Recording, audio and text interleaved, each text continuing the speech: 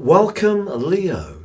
Thank you for joining me for your November monthly forecast for the Sun or the Ascendant. If you've yet to subscribe to my channel, I'd be honoured if you did so now. Please click or tap on the bell notification symbol. This month begins with the Sun and also Mercury and Venus in the tender but nurturing sign of Scorpio.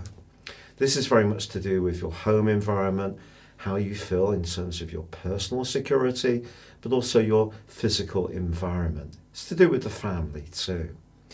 Now, from the first day through to the 18th, Mercury, the planet of communication, is tracking backwards in this area.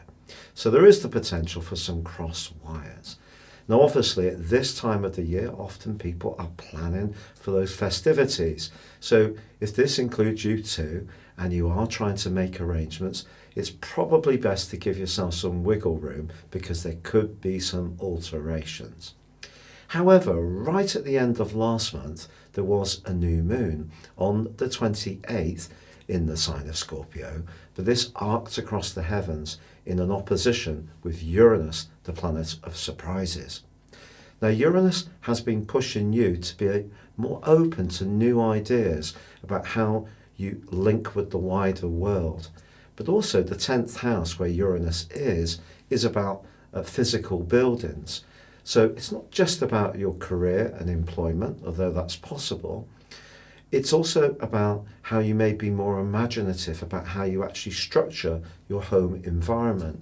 So for some Leos, this could be about thinking of working from home, or for others, it could be changing a job which has some kind of impact on their home environment. Now, if you've got a very supportive structure in terms of the foundations of your world, this new moon will help you to thrive, particularly if you can be more flexible and open in your approach. But Mercury's retrograde does challenge this, but also as we begin this month, for the first 10 days, Mars and Pluto are in conflict. Pluto and Saturn continue in the part of your horoscope that's to do with your structure of your existence. It's the absolute basic and fundamental organisation. And over the last couple of years, with Saturn in this area too, you may have sensed a certain amount of limitation. And if that is the case as you begin this month, and you feel you can't quite go for the opportunities you identify, or you feel hemmed in or limited, there could be a real sense of frustration and even irritability with this right angle. Fortunately, on the 2nd of this month, Leo, there's a delightful change as Venus glides into the sign of Sagittarius, your sister fire sign. This is hugely sociable and also potentially is going to give you the encouragement to give yourself some kind of graceful makeover. So you can enter into the Christmas season feeling that much more glamorous and attractive.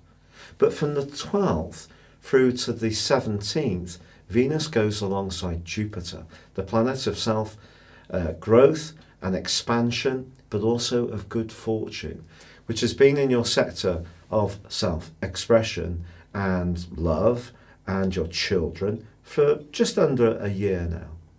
This combination could bring a real stroke of fortune to bear, but it may be that you're going to want to invite people to visit your home. You may want to play host. In fact, from the 5th through to the 11th, the Sun forges a very stabilizing angle with Saturn.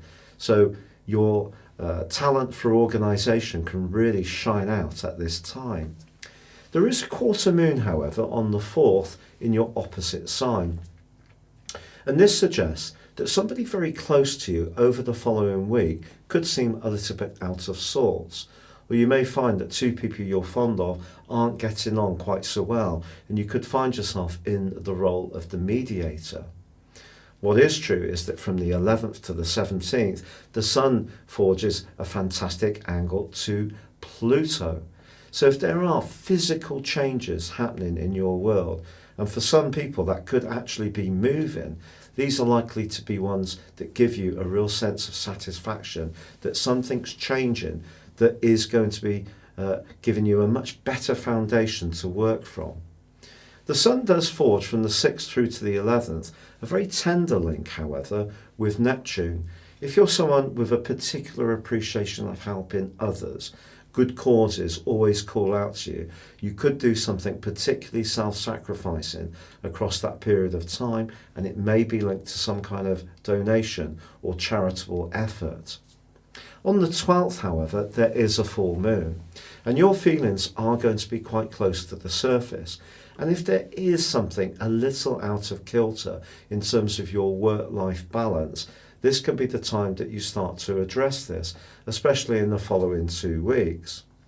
But on the 19th, this is a key day, because Mars relocates into the sign of Scorpio, but also there's a quarter moon in your sign of Leo.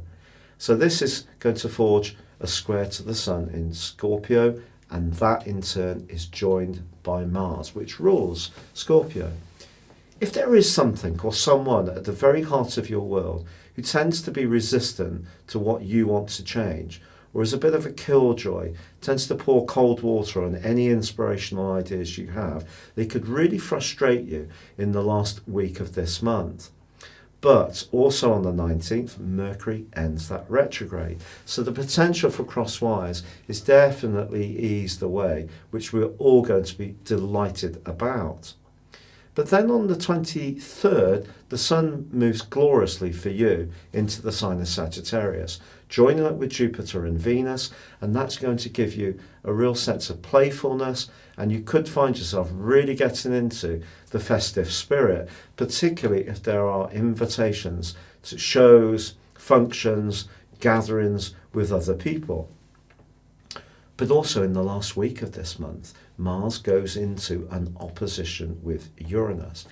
So if there is something you want to change, but there is some kind of resistance, whether it's within you or someone close to you, it could create a real spark. And that could come out in terms of some kind of quarrel or some issue that could see a more direct and combustible response from you. But pleasingly, also on the 26th, there is the new moon. And that suggests that your sense of humour, your natural warmth and affection, and also the move of Venus into Capricorn on the same day, your ultimate pragmatism can see you find the right balance of skills to try to come up with the answers to this situation.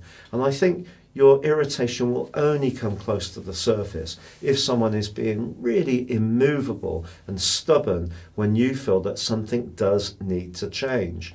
And that could lead to some kind of standoff, but from this, if you can just keep embracing that warmth of your nature, that's probably going to be the most healing balm in order to get this resolved as you want, ultimately, as this month draws to a close.